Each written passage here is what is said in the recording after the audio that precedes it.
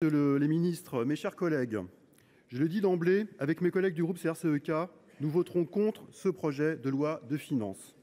Contre, parce qu'il est la version empire du projet de loi de finances du gouvernement Barnier, gouvernement minoritaire battu dans les urnes et censuré il y a quelques semaines. Contre, parce que nous aurions dû débattre d'un nouveau budget, d'un budget en phase avec les besoins de changement exprimés par les Français. Au lieu de cela, c'est l'injustice fiscale et sociale qui prime à la suite d'un triple coup de force. Tout d'abord, un coup de force démocratique qui maltraite nos institutions. Cela commence par une reprise du texte directement au Sénat, là où il s'est arrêté, comme si l'Assemblée nationale ne tenait qu'un rôle facultatif dans la navette parlementaire. Le bicamérisme est-il toujours d'actualité ? Au Sénat, où, rappelez-vous, après une semaine de débat public sur les recettes, le gouvernement efface, par une seconde délibération, 27 amendements, y compris certains adoptés ici même à l'unanimité. Cette reprise en main du texte par la majorité sénatoriale s'est poursuivie jusqu'à la commission mixte paritaire, où celle-ci a su organiser une majorité en sa faveur. Le 49.3, lundi dernier, a définitivement clos les débats. C'est ensuite un coup de force idéologique, avec un budget au service d'une politique néolibérale parfaitement assumée. Et enfin, un coup de force contre les collectivités et les services publics, étranglés par des coupes toujours plus violentes. Ainsi, vous avez choisi l'autoritarisme budgétaire, ce sera sans nous.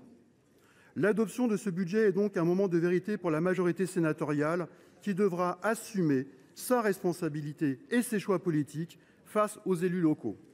Oui, chers collègues, au nom de la stabilité, vous vous rendez comptable d'une démocratie affaiblie, d'une représentation nationale bafouée, d'un bicamérisme dévoyé où l'Assemblée nationale est volontairement écartée, d'un ajustement budgétaire d'une ampleur inédite depuis 25 ans, 23,5 milliards de coupes en euros constants par rapport à 2024, 6,4 milliards de coupes supplémentaires par rapport au budget initial.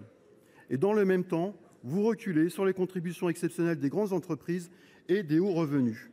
Vous ouvrez un boulevard à l'optimisation fiscale contre les engagements de Madame la ministre chargée des comptes publics. On nous parle de sérieux budgétaire, mais quel sérieux y a-t-il à multiplier les cadeaux fiscaux alors que l'on nous décrit une situation budgétaire dramatique ?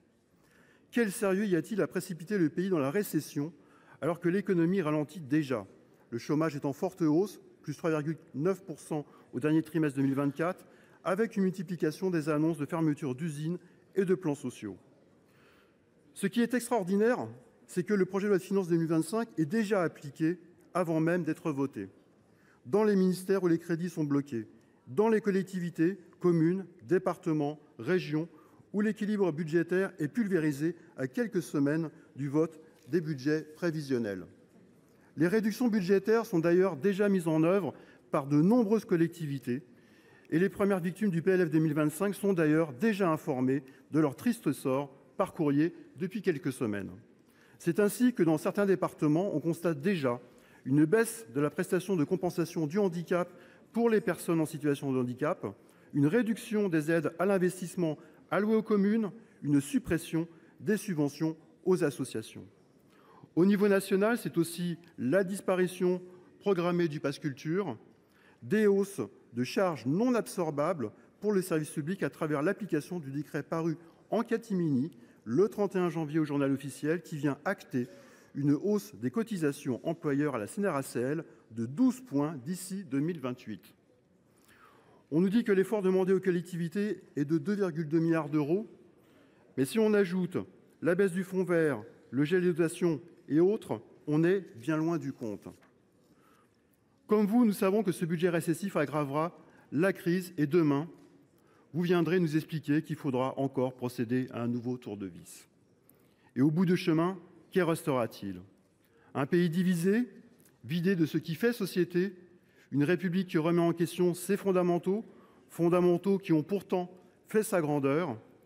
Quel est donc ce gouvernement qui va jusqu'à reprendre les mots et les idées de l'extrême droite, jusqu'à mettre les collectivités, les services publics, les élus et leurs agents dans des situations impossibles ? Alors mes chers collègues, j'espère que vous ne jouerez pas les résignés dans vos territoires après avoir voté ce PLF. Encore une fois, en matière d'économie et de budget, il n'y a pas de fatalité, il n'y a que des choix politiques. Chers collègues, ne vous cachez pas derrière des justifications techniques pour fuir vos responsabilités. Tôt ou tard, vous aurez à assumer vos responsabilités. Je vous remercie. Merci, cher collègue. La parole est maintenant à Monsieur